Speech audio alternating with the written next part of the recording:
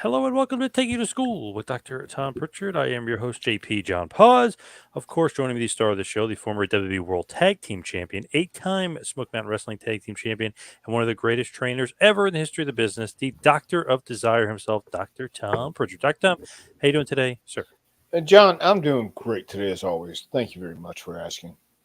What's going on in the world of JPWA? JPWA, we're on our the halfway mark for our second week, and had a great night last night. Everybody got to go to a an event at the Cotton Eye Joe, which is a famous dancing establishment here in Knoxville, Tennessee, for a rally for Glenn, and they got to meet the Knox County mayor. Had a good time, sat around, got to see a little bit of Knoxville last night. So everybody is about to begin in full force. Second week almost done. Tomorrow we got some good times going, and so do we have on Friday as well. So uh, 10 people waiting to see how they survive this summer in Knoxville, Tennessee. Because it's hot here right now. It is really hot.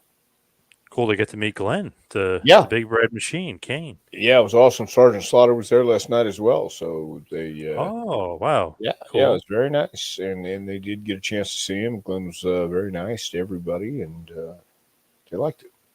Very What the cool. heck is Sarge doing? Is he doing something He for was Kane? he was it was a signing. It was a rally, I guess, and Oh, okay. everybody showed up. Yeah, early voting is Friday, and then we have a vote here in August. So that was very Oh, cool. nice. Guys got to see Nice. it, and yeah, get a little Very change of cool. pace.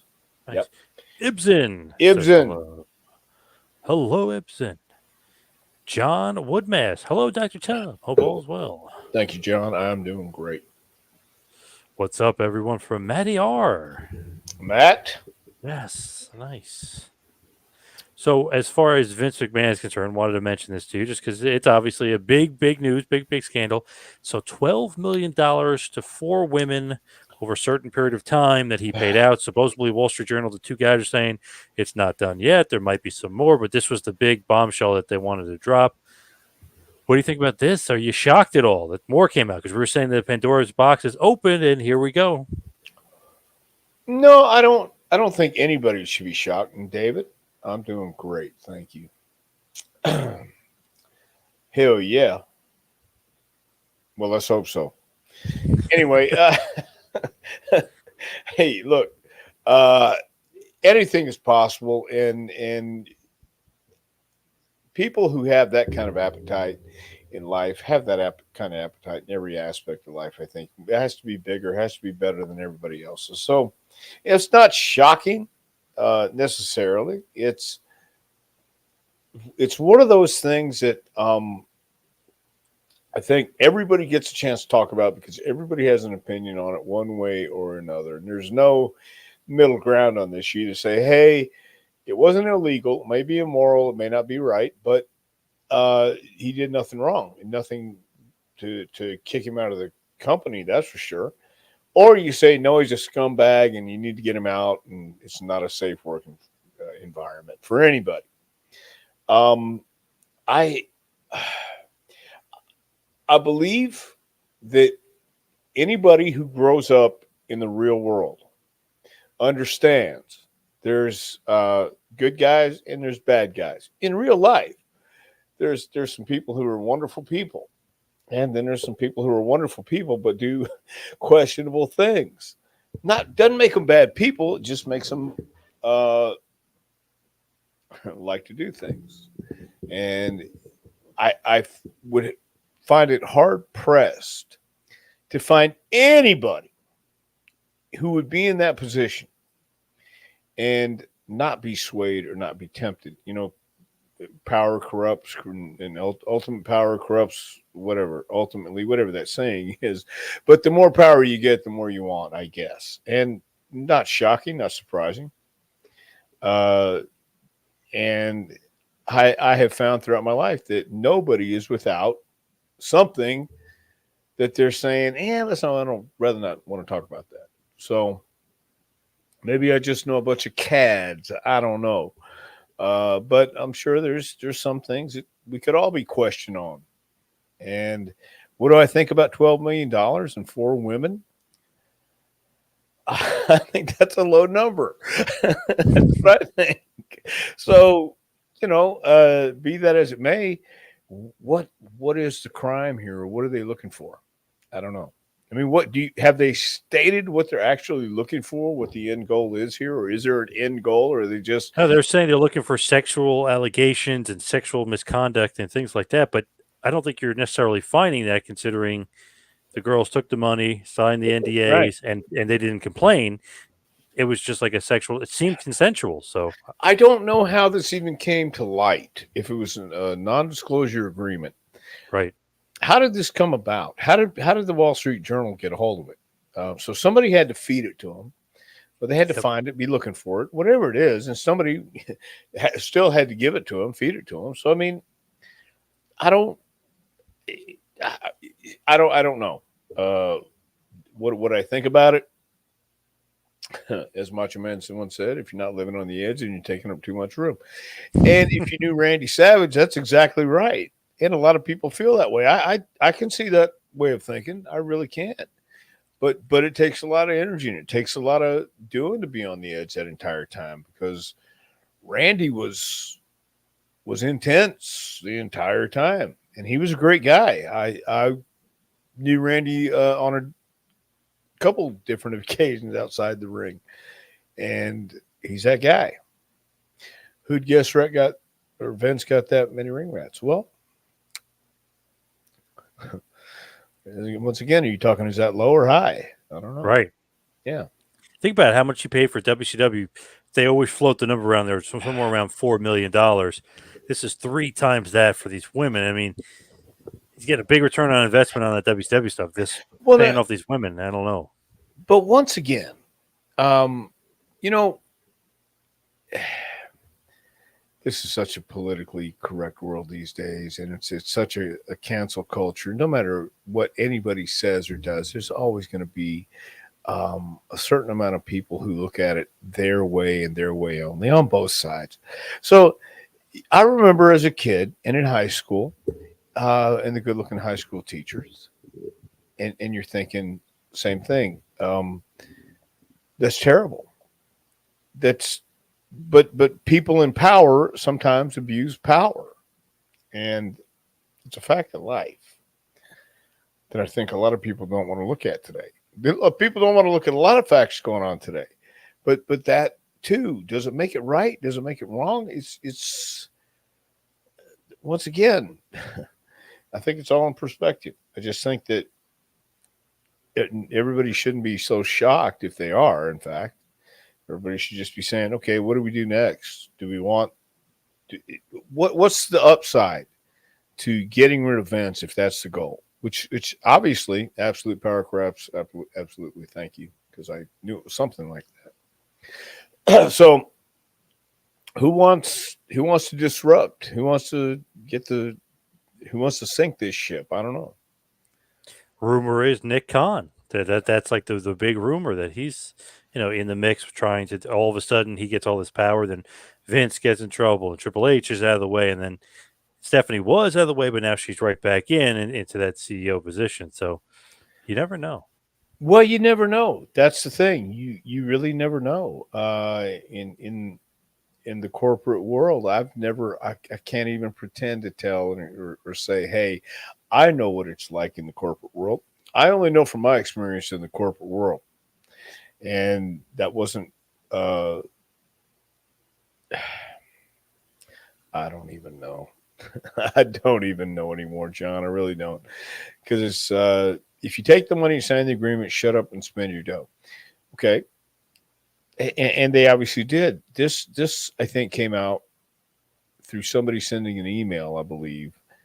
Right? I read that Yes, somebody it sent was an like the email. friend of the A friend paralegal of woman. yeah, and Yep. and and so the woman didn't do it, and I don't know how that affects everything else, but somebody had an agenda.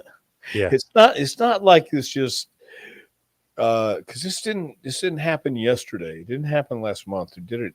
I mean, it just came out, but it didn't. I think these actions were years ago.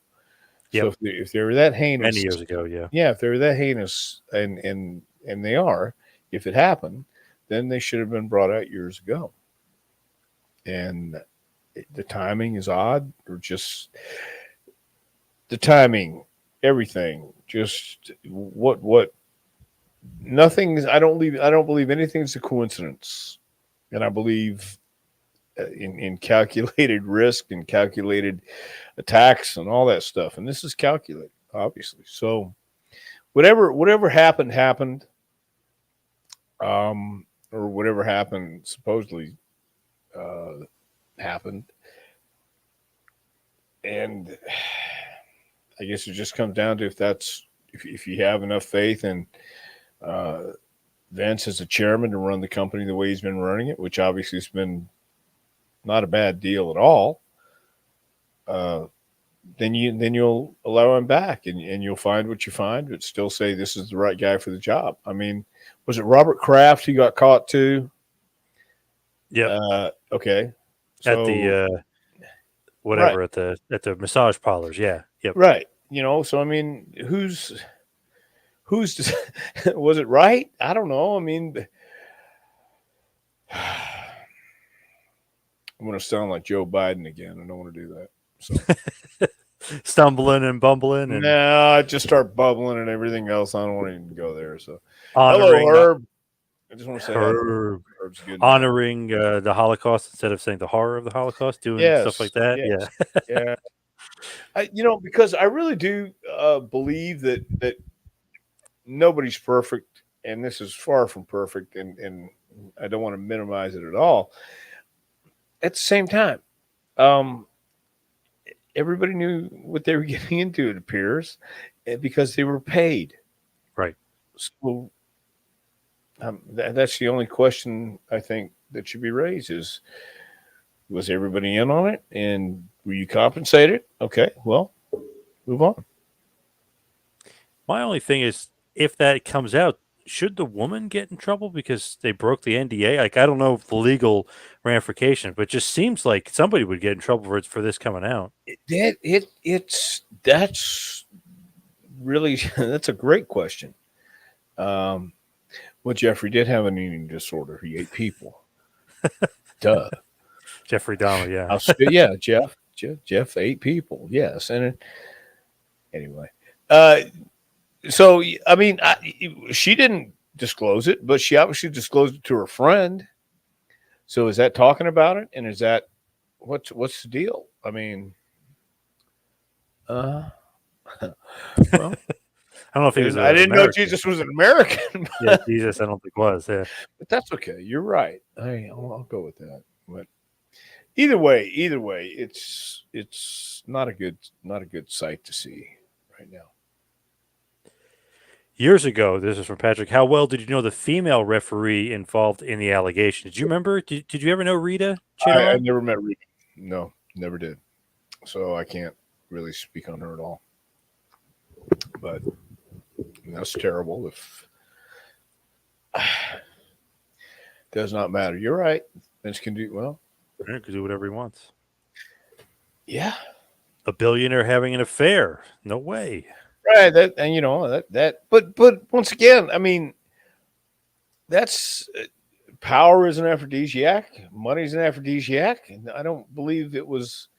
I don't know, but yeah, billionaire having indulging in all their excess doesn't sound like that. With that too, though, supposedly, and we've talked about this too. Like him and Linda haven't really been together. So people are saying immoral affair. What if him and Linda really weren't together? I know you could say he's using his power to get these women, but if they haven't been together forever, it's technically not an affair. Right. So they haven't been together forever, and that happens in everyday life with people who aren't rich. You split up and you do your own thing.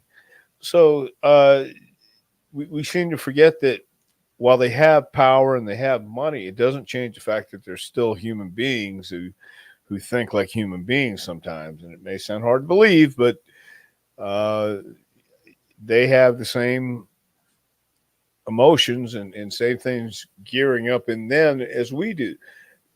it's just a lot more because they are running a multi-billion-dollar company, and they do have a lot of issues and elements riding on them that matter to stockholders and board of directors who have to look at, I guess, the optics of what this all is.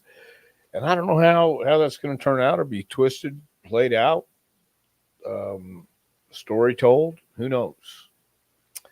Who knows?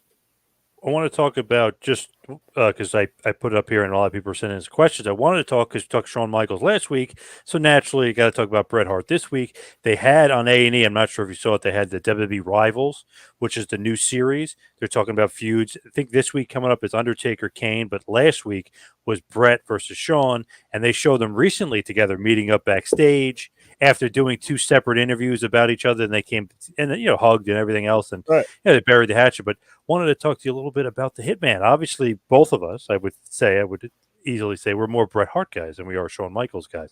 I think, Yeah. but maybe I'm wrong on that one. I don't think you're wrong, John, and I know you don't think you're wrong either. Yeah, So yeah. that's okay. I mean, I'll play, but no, Brett was more of the guy that I think I would hang out with and talk to, and it was just because, and Brett was always I appreciated Brett's style. I appreciated Sean's style too. They were both great. It's just you both had egos, and you have to have an ego to be a star. You must. It's a performer's ego. If you don't believe that you're the best, then somebody else will. Yep. And you've got to do that. So they both believed in that, and I think Brett did have that medal of growing up in the Hart family and of going through what he went through, and understanding fighting the whole time as he grew up in school, at the house, and just the turmoil. But at the same time, he embraced it. And when he got to WWF, he believed he was the best there is, the best there was, and best there ever will be. So I think Brett's, as we get older, we look at things from a different set of eyes too, and you realize that looking back on it, you can hold a grudge and it'll kill you. It's like taking poison and hoping the other guy dies. And Right. I think Brett probably has come to that realization, especially after having a stroke and things like that. That just don't add the unnecessary stress in your life. Let's move on. And you can still feel the pain, and the scar will always be there, but the wound heals. And at least I hope for Brett, because having a hatred for a guy like Shawn Michaels is totally useless. What from David? What did you think of Bret and Sonny's relationship? We talked about obviously Michaels, but it's been said that Sonny and Bret had a relationship as well. Well, I don't know that to be a fact at all. I don't know if Brett was that kind of guy. I don't know. I didn't know him that well. Um, the part that I did know about him is I felt that he wanted to go out and have a good match for the sake of the match. It wasn't always about Brett, although a lot of people would say that. I don't believe that.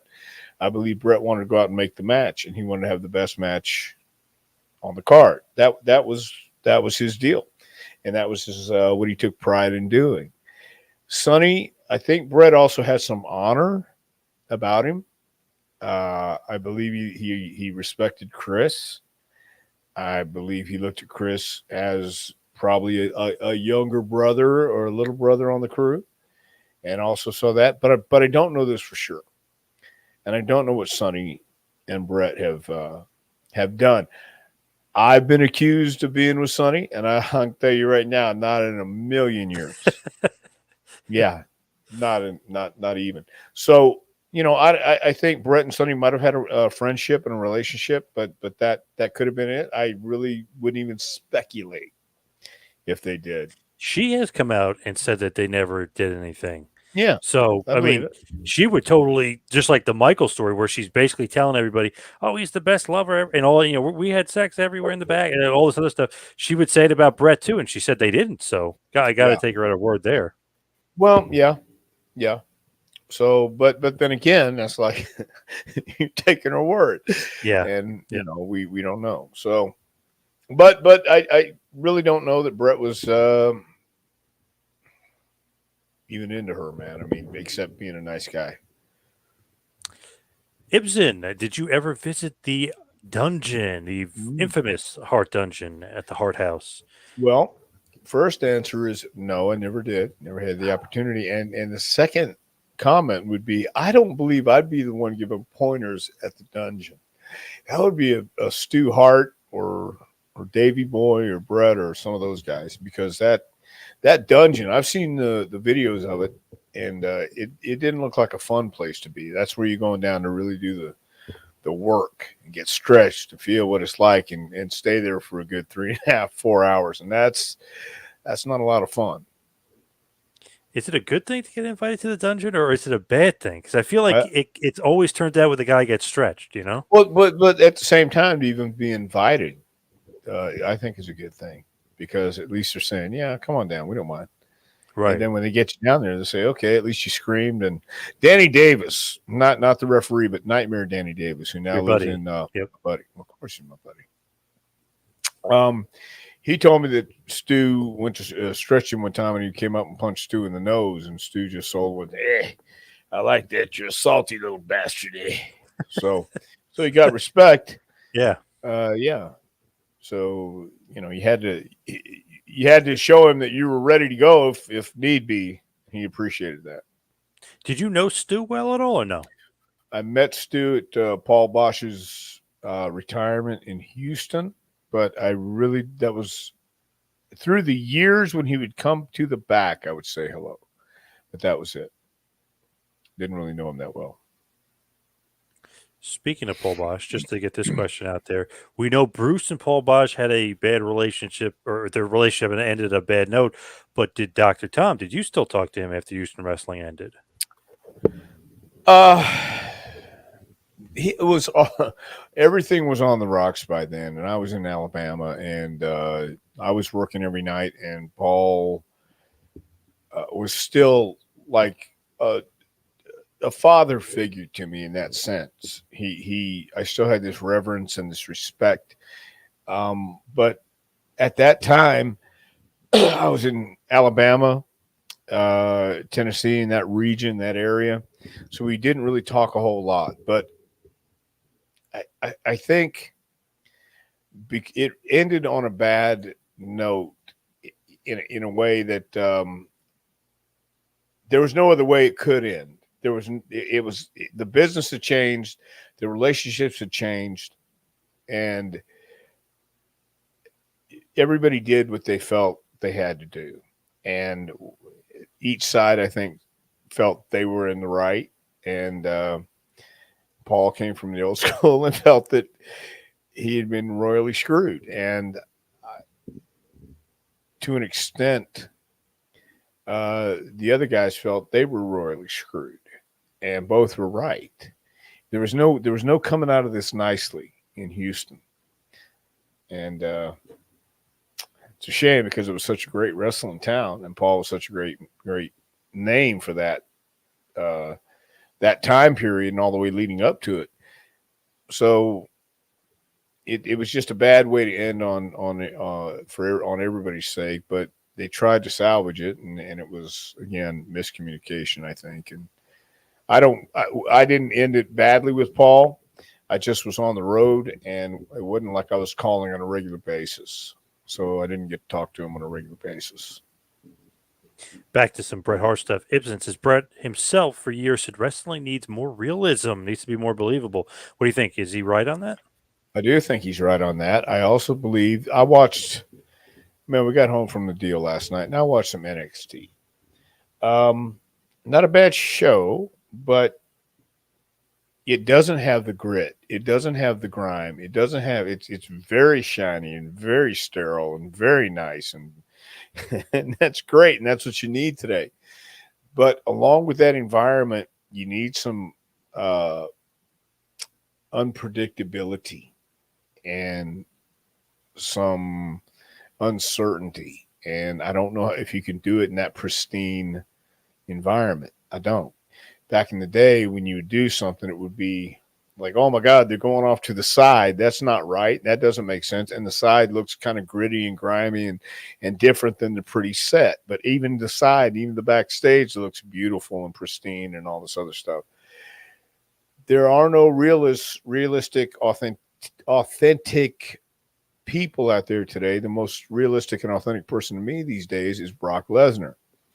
Second to that would be Paul Heyman, because that's Paul when he walks to the ring. That's him in the front. That's him in the back. That's Heyman. When Brock comes out, that's Brock, just with the volume turned up. So, and somebody asked me tonight, how do you differentiate these different personas? You know, you have to be one way in the back, and you have to be a different way in the front, in outside in front of the crowd. I said, no. Just be yourself. Be authentic. The best personas or characters get over being an extension of who you are with the volume turned up. And, you know, using examples like The Undertaker. Well, backstage, The Undertaker was The Undertaker, but he was Mark. He was Taker. He would talk. He nothing different about him. When he knew it was time to become The Undertaker, he morphed into being that guy, and nothing different about him. He just put on the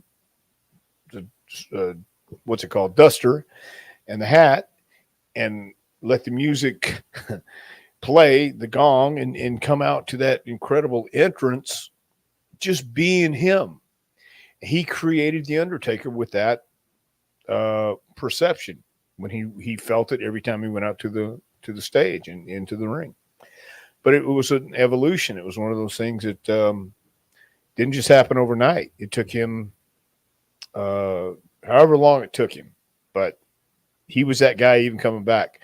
He had that gravitas, he had that reverence, he had that respect when he came back. He didn't have to be this dead walking Undertaker guy, but he still was the Undertaker. He had that authenticity about him that you could go over and ask him about something, and he had the knowledge and the authority to tell you it was this way and it was right, because it was the only way to do it. From Matty R, one thing I've always heard about Bret, he was a bigger draw internationally than the U.S. Why does Dr. Tom think that is? I'm not quite sure, but I know in places like India and Canada and probably the UK, he Germany. would visit Germany, yeah, visit the schools, and he would be, he wasn't playing the part of the hero. He was being the hero to these kids. He would bring a great message. He would be that guy. You could tell that when he spoke, he was coming from the heart. He wasn't make believing. You know, when he was a champion, he believed he was the champion. That was authenticity. That's the realism that guys feel, and a lot of people would criticize. Well, a lot. Some people would criticize and say, "Oh, you're being a mark." We're all marks. We're in this business. We're a freaking mark. Why would you do this unless you loved it? Why would you do this unless you really wanted to be a part of it? Bret grew up in it. Bret believed it.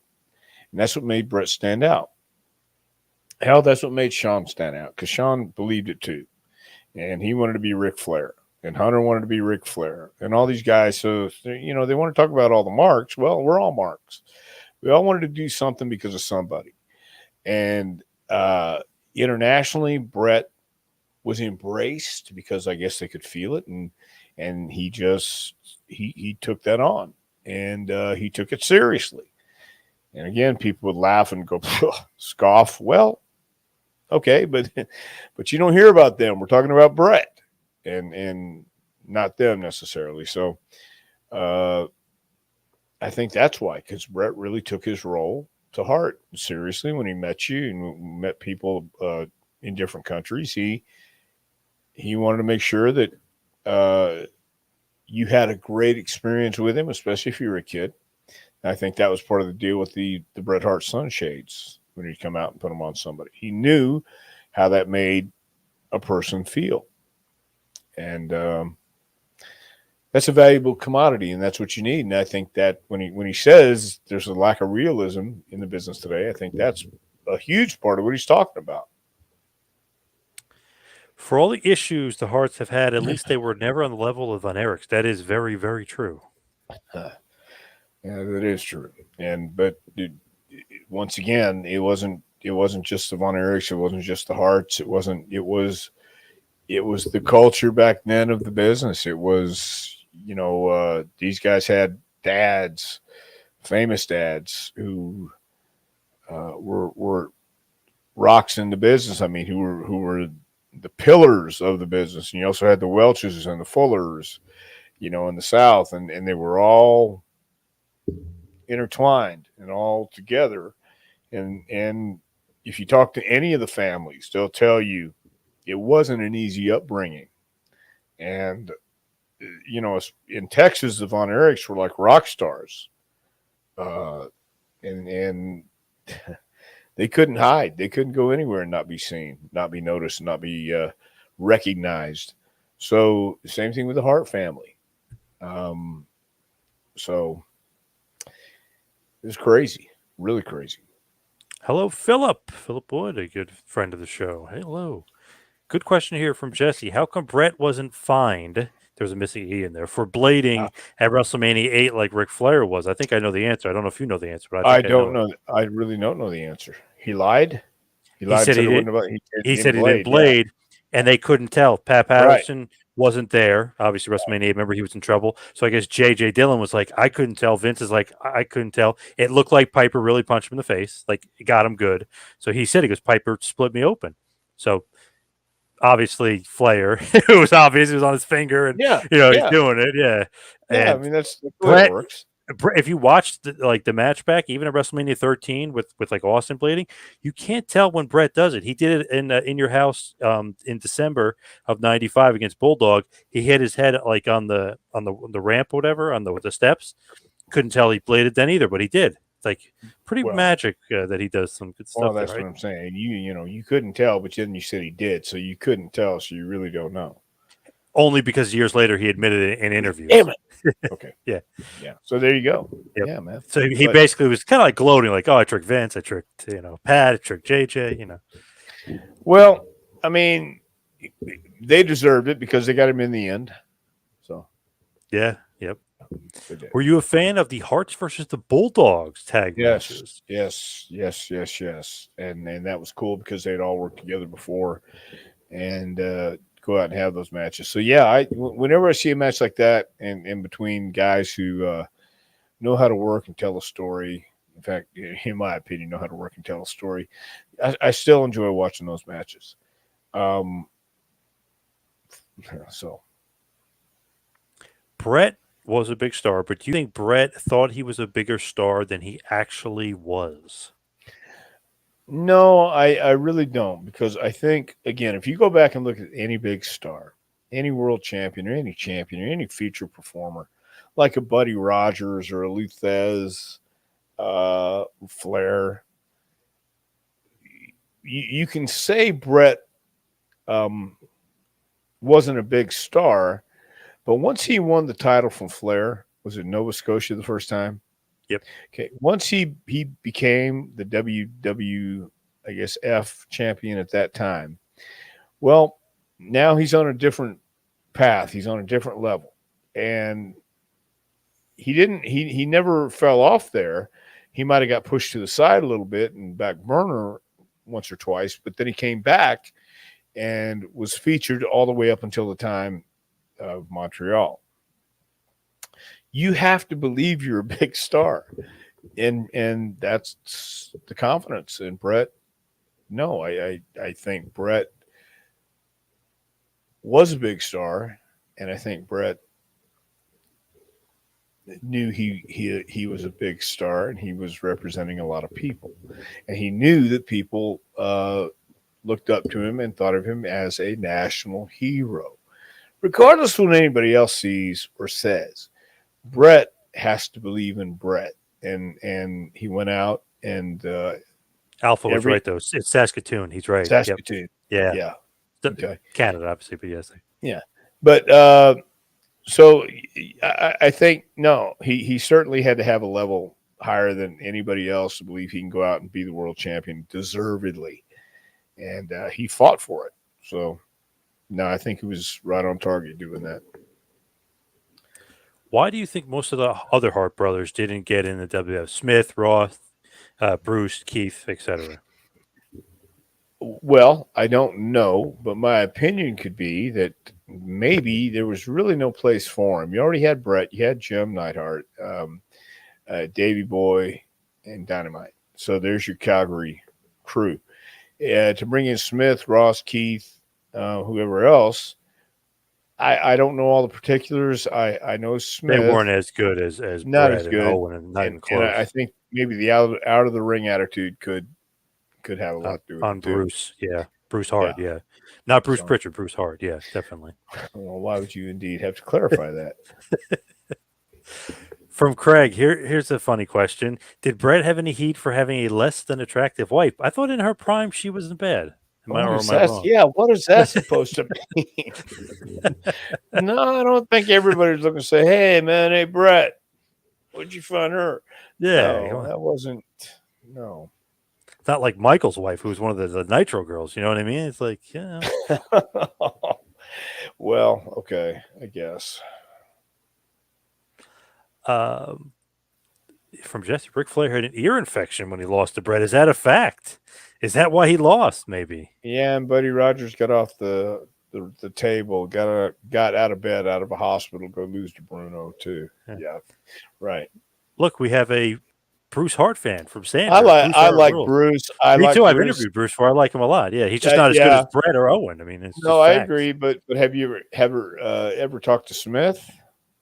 Yes. Have you ever talked?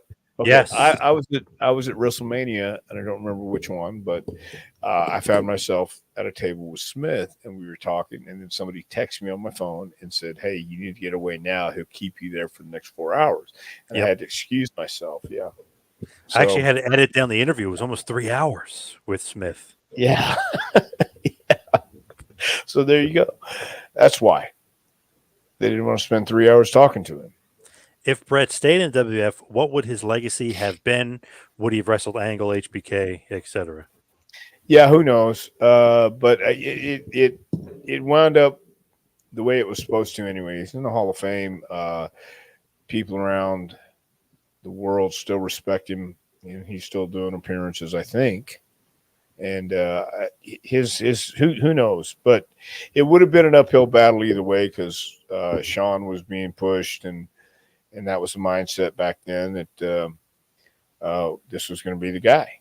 So The no one thing telling that what. I missed was the Brett Austin feud from '97 was, and parts of '96 was awesome. Imagine Attitude Era Austin on top, Brett coming after him, being maybe the big heel to go after. I would have loved. I mean, that would have been great. Obviously, Austin would have got all those wins back, but it would have been great. Well, yeah, but that's the great thing about life is it doesn't always go the way we think it should. We can speculate all we want, and I think the backstage waves were rising higher and higher, and Brett was tired of fighting it. He was going against the waves, and every night it seemed to be something else. And so who knows? I mean, it can be a tiresome thing to do all the time, just fighting over such ridiculous. Well, again, to me, I'm saying ridiculous, but to them, it wasn't. Ridiculous things that at the end of the day they really don't matter, but during the day and that very day, I guess they do. WrestleMania 13 for Richard, one of the greatest matches ever. Yes, probably the greatest WrestleMania match ever. Brett versus Austin, which was awesome. There was another match that I wanted to talk to you about. Was from 2/12/94 Monday Night Raw. You versus Brett in an awesome match. It's funny. I interviewed FTR not too long ago, and we were kind of going back and forth in like random great Bret Hart matches. I was like King of the Ring '93 against Mr. Perfect. For some reason, gets overlooked, but it's an awesome match. Yeah. And Dak to myself both said you versus Brett from Raw.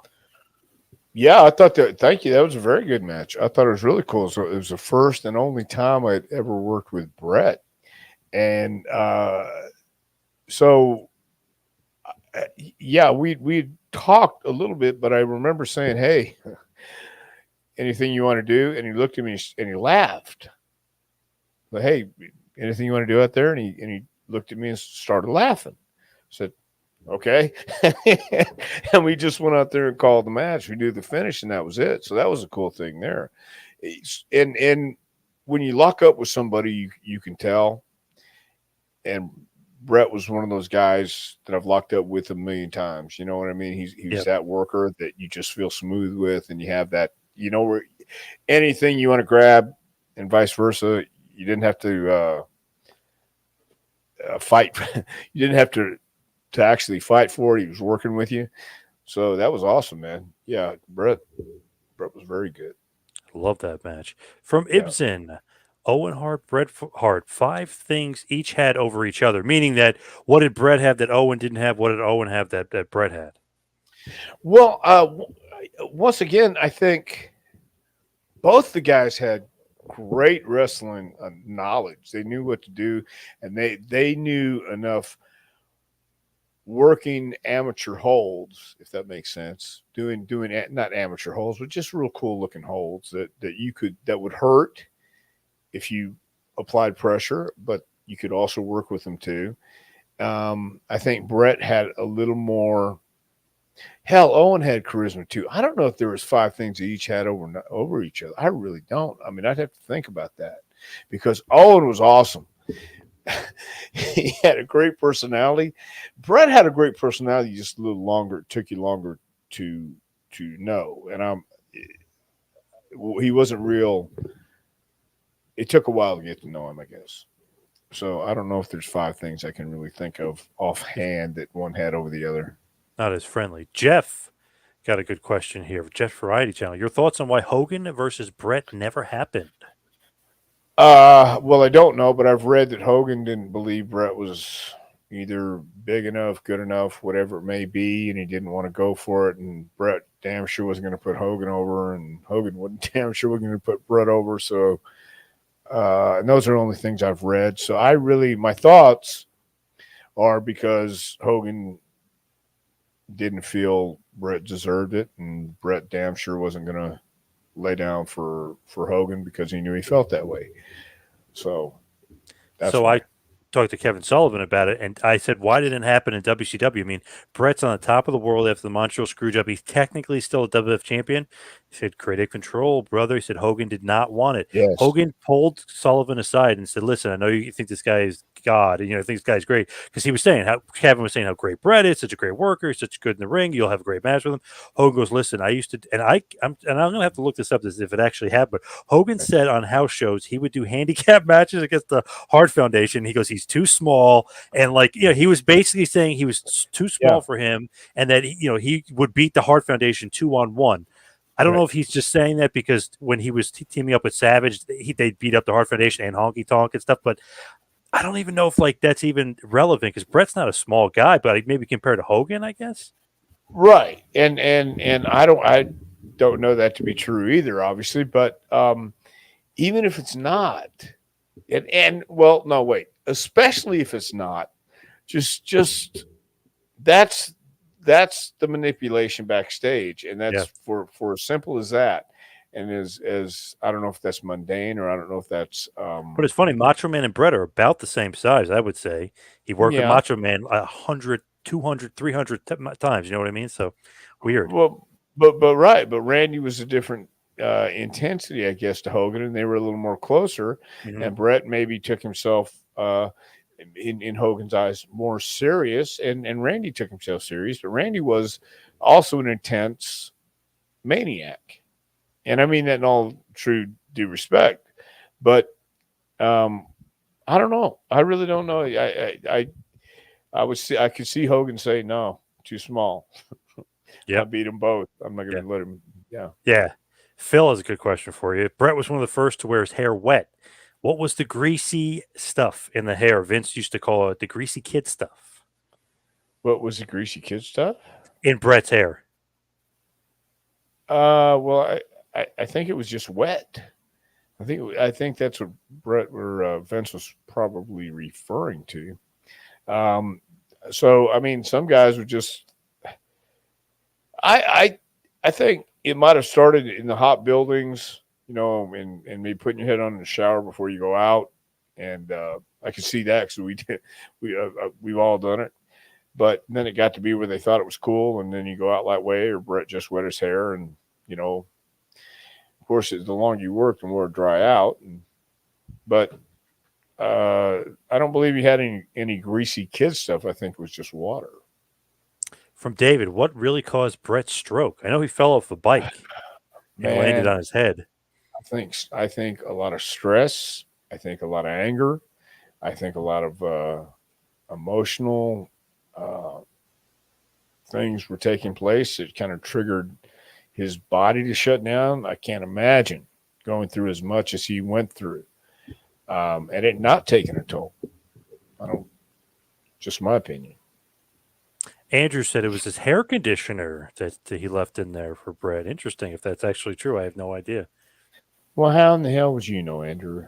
That's my Oh, question to you. Oh, speaking of that, Brett said in an interview that well, thank touche, you. I Andrew. ask a Yeah, there you question, go. get an answer. I Yeah. appreciate that. Yep. Yeah. Okay. Oh, Sandra, the Bruce Hart fan says Brett put conditioner for the wet look. Okay, I had no idea. Wow, that's interesting. Very It nice. definitely looked more than like just wet hair. It looked like Well, it would I stay got to tell greasy for you, the whole match. Yeah. I wasn't necessarily looking that hard, but Oh, that you're makes a big sense. hair guy, though. I know with your Well, I hair. am a big hair guy. Thank you very much. But I wasn't looking that hard at Brett's greasy hairdo. Here's a good one. I marvel how guys like Harley Race and your late partner Jimmy Del Rey could smoke a lot of cigarettes and go out and perform for long bouts. Any insight there? Yeah, they knew how to breathe. They knew how to relax. They knew how to take their time. I haven't been. I've never been a smoker, but I can only imagine how it would choke if you as a smoker. I would think it would really gas you. But Harley would go an hour. Jimmy Del Rey could work a long time, and I think it's just a matter of learning how to breathe and relax. And they're both heels, and Harley is champ. He was controlling the match. He was calling everything, so he knew what he was going to do next, and if he needed to lay there for a minute, he would lay there, but he would sell. And there's no, he wasn't just laying there taking his time and breathing. He was working, but he wasn't going 100 miles an hour. And uh, but I think that just takes practice. So you smoke 3 packs a day, and then go out there and do an hour. Just practice, practice, practice. Been watching a few Nick Bockwinkel matches. Would love to see Brett versus Bockwinkel, even when Bockwinkel was in his 50s. Yeah. I Hell I, yeah. I think Brett did work with Bachwinkle somewhere. I could be mistaken, but I think he did early on. Wow. I had Yeah, no idea. I had no idea either, but but I saw it one time. I believe I could have been dreaming, but I think he did work with Nick one time. That sounds like a pretty good dream match.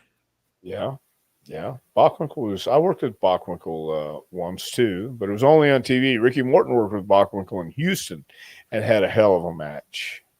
So Bockwinkel did fight Brett 3 times: Yeah, Calgary, Alberta, Canada; Regina, Saskatchewan, Canada; and again in Calgary, Alberta, 1981, yeah, June 3rd or July 3rd, July 7th, both 1981, July 9th, 1982, all won by Nick Bockwinkel.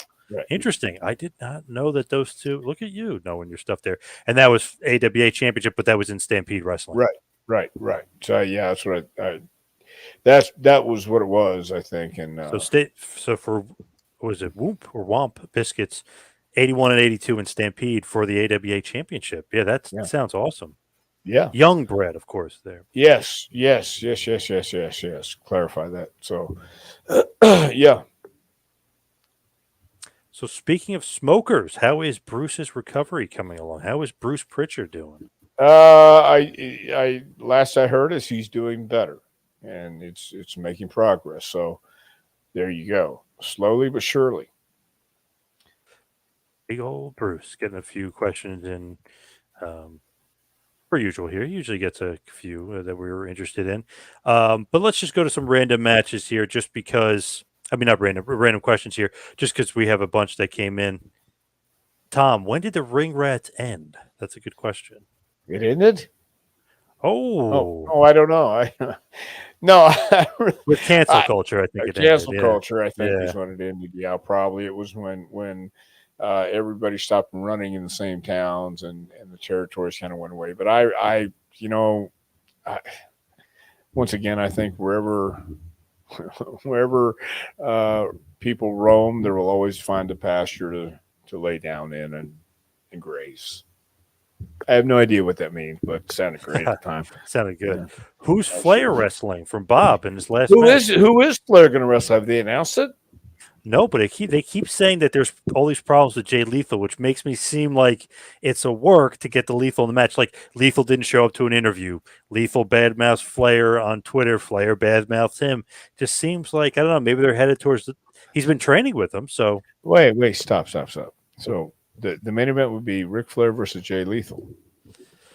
I'm hearing, or some sort of tag match with some legends involved as well. But Lethal would be on one side against Flair. Maybe need that Okay. young guy to take the bumps.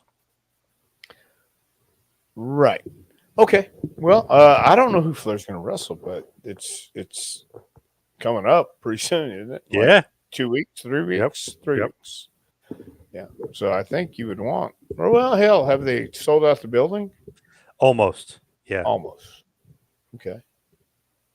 What is your thoughts on Santino Marella booking Marty Skrull? I had no idea he was booking Marty Scurll. Um, I don't. What did Marty do? Was he? So he had sexual relations. It's apparently legal in the UK, but he had a 16-year-old girlfriend. Okay. After the fact, he thought it was consensual. She was saying that it wasn't. He never got charges put up against him or anything, but still, he had, to me, sex with a minor. So Yeah. 16, she was 16, and he obviously was a little bit older. Consider. I don't remember what his exact age was, but there was considerable age Okay. difference So between them. yeah, I wasn't. I didn't really remember what he did. Well, Santino was going to have to pay the price on that one then if anything happens. But I don't know. Is it illegal to book the guy? He wasn't convicted of anything, right? No, He wasn't. he wasn't. No.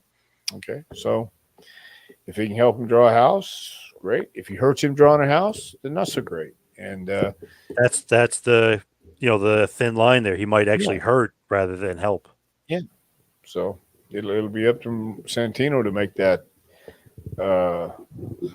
that decision or feeling however he's feeling. So Dr. Tom, did you ever have a match with the Great Muta? I never had the opportunity to wrestle the Great Muta. Nope. Never did. Ooh. That got to sting a little bit. He was great. Of course he was. We were never in the same place.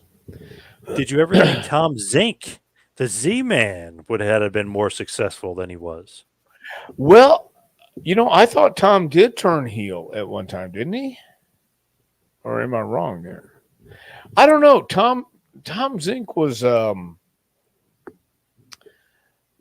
think I met Tom once, but from what I remember of him, he was that guy who excuse me, had the look, had everything going for him, but I don't know what was missing. I mean, it was him and Martel, and it was him by himself a few years. So I don't know. Maybe he might have been successful as a heel. He was a natural heel, is my opinion. I totally agree. Ibsen, who just messaged me as well, Mike Chiodo said that he's going to be reffing that match. It's going to be a tag match. So maybe, I don't know, maybe. Oh, Alpha says Ricky Morton will probably be wrestling. I know it's one of his top 5 favorite opponents of all time. So it might be, maybe it's Ricky Morton and Lethal or some sort of 6-man. Well, that's what I'm saying. I thought it was Rock and Roll Express on somebody against Flair and FTR. I heard FTR might not be on the show. I don't know why. I don't know, maybe it's some sort of they're booked somewhere else, which would be surprising, but FTR might not be on the show. Anything can happen, I guess. Yep. I don't know. Yep. I do want to watch that though. I seriously am interested now, especially now, because they've waited so long and haven't announced what the match is. I'm no matter who's in it, I want to see how it does. Yeah. Yeah. From Patrick, was there ever a close exec who had Vince's trust and could keep him reined in and keep him on a straight path? I doubt it. I really doubt it. Yeah. Once again, Vince is the guy. Vince is the boss, and Vince lets everybody know he's the boss without even having to say, "I'm the boss." He just shows you, and I don't know who would be uh, willing to tell him this isn't a good idea, whatever it may be. I don't know. So Barber was asking maybe against Steamboat, but Steamboat in an interview, he turned it down. He said he didn't want to do it. He wasn't in shape and he Yeah. wasn't interested in doing it. Maybe physically, maybe he can't, or maybe he shouldn't be taking bumps. No, I don't think Ricky should be taking any bumps. So he got hit on the head. NXT drove him to the mat and had blood on the brain. Not good. Barber said, "Is Vince a difficult man to work for?" He wasn't a difficult man to work for when I worked with him. That was just in the ring, and when I was on the creative team and we would have meetings in the conference room, he wasn't difficult to work for. So no, not at all. Herb wants Flair versus Dr. Tom. Hey, if this was 1982 Portland, sign me up, right? If is a middle word in life, yeah. Thank you, Herb, but no. Yeah. Yeah. Flash Flanagan texted me the other day asking if I would work with him, and I said, "Dude, I can't. My neck is Flash. yes. Yeah, I used to I'd love love Flash. to. Yeah. I would love to if I could, but I don't want to embarrass myself with the guy I'm working with, which would be Flash. So there you go. Jason Moody, what was your favorite match at the Louisville Gardens? Wow. Well, one of the ones I remember the most would be Lawler and myself against the Moondogs when the Moondogs came back and they were doing the hardcore matches before they were called hardcore matches, and it was hot shotting. So this was, I think, the second week they were in, and it was supposed to be Jeff Jarrett, and Lawler. And Jeff said, "The hell with that." He didn't want to get hit with the chairs, man. I think he got hit one the first night, the first week, hurt his back, and said, "The hell with this." So I said, "Yeah, I'll go in it." And they would they would literally just come out, and that was a match. You hit each other in the back and over the head with chairs, and fight out in the crowd, and it lasted about 10 minutes. But I remember that because I hit Larry Latham with a chair, and I like laid into him, and we came back to the back, and forget who it was. Somebody said you got to hit him with that chair, and Larry looked at them and said, "Oh, he did, and I thought, yeah, because you guys they would lay it in. And one night on one morning on Memphis TV, it had been a particularly long week, and we just drove in from Dallas, and the Moondogs met us in Memphis, and we were working on TV with them. And I said, "Please, just don't hit me in the back of the chair today." And they did, and they split my head in the back. I got 7 stitches in the back of my head, and still had to go to Nashville and work that night. So I remember the Moondog matches; that they were just brutal. We'll just do a couple more. This is a good one, not wrestling related. Who are your top 5 favorite bands? Oh wow, go Aerosmith. Creedence Clearwater Revival. Yeah, I'm going to go back that far. Wow, Tom Petty. The Stones. Well, I thought you would have had Zeppelin up there already, but all right. Led Zeppelin's 5. There you go. There you go. Zeppelin's Nice. there. Yes. Nice. One final question, Dr. Tom. I know there's some good ones up there, but let's just do one final. And I purposely saved this one for last for Jason Moaning, but it's such an interesting question. Who sold more posters at the Houston shows, you or Bruce? Bruce. He did it longer and he did it better. He got on the mic and he sold it, man. He would blow Boyd Pierce out of the water and piss Boyd off. So yeah, Bruce sold more posters than me. I wasn't interested in selling posters. I wanted to wrestle. Nice. All right. Perfect. So let's talk about your book, A Pro Wrestling Curriculum, Advice, Suggestions, and Stories to Help the Aspiring Pro Get to the Next Level. Dr. Tom, where can they get this awesome book? You can get that awesome book at jpwrestlingacademy.com. Just click on the training home page and click on the book. Take you to Amazon. You can order jpwrestlingacademy.com. Hogan, by the way, Billy Jack Haynes in '87 beat the Hart Foundation and Danny Davis, and also, like I said, the Mega Powers did defeat the Hart Foundation and Honky Tonk Man. So Hogan is technically right with the handicap matches. But Son of a gun. Yep. But let's go to the plugs. You can follow me on Twitter and Instagram at 2Man Power Trip. Check out the website, tmptempire.com, patreon.com/tmptempire. Dr. Tom, you can follow him on Twitter at Dr. Tom Pritchard and Pro Wrestling Tees, ProWrestlingTees.com. Go to JPWA store or the Dr. Tom store as well. Dr. Tom, what else you got going on? That's about it, man. We are in our second week of JPWA training. Summertime in Knoxville, Tennessee is hot and humid, but it's beautiful to see too, man. The mountains are great. So, hey, and if anybody wants to sign up for September for the fall, sign up. Go to jpwrestlingacademy.com. Check it out. Fill out an application. We'll see what we can do. All right. Thank you, everybody. Just going to put on some final comments before we go. Thank you for the interview, guys. Great show. Thank you. Thank you very much, Phil. Thank you, everybody out there, for listening. We'll see you right back here next week. Phil, take you to school with Dr. Tom Pritchard. See you next week, folks.